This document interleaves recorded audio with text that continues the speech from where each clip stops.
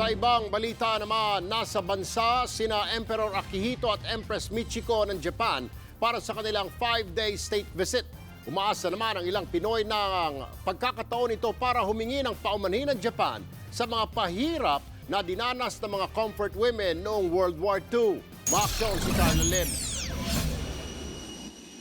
Mag-aalas 3 ng hapon nang dumating sa bansa ang Japanese Imperial Majesties na sina Emperor Akihito at Empress Michiko.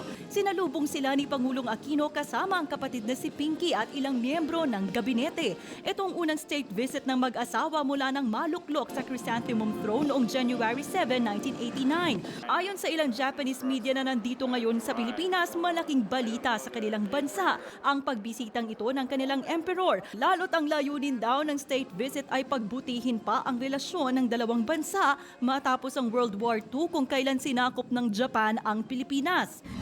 Emperor said we Japanese should never forget the history during the World War II. This time's visit is the one to show their feeling toward the Philippines. Sa pananakop ng mga Hapon, daan-daang Pilipina ang pinagtrabaho bilang comfort women. Sa tala ng grupong Lila Pilipina, may 70 survivor pa ng World War II ang dumanas ng kalbaryo sa kamay ng mga Hapon. Bagay na sana raw ay ihingi ng paumanhin ni Emperor Akihito habang nasa Pilipinas.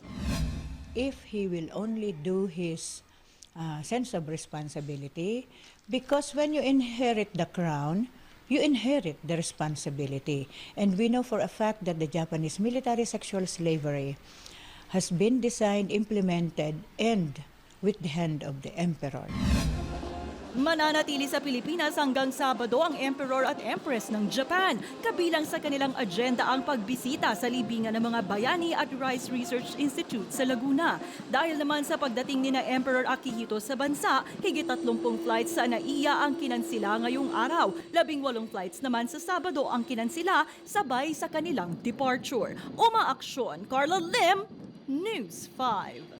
Be sure to come back. Use 5 everywhere. Copyright 2016.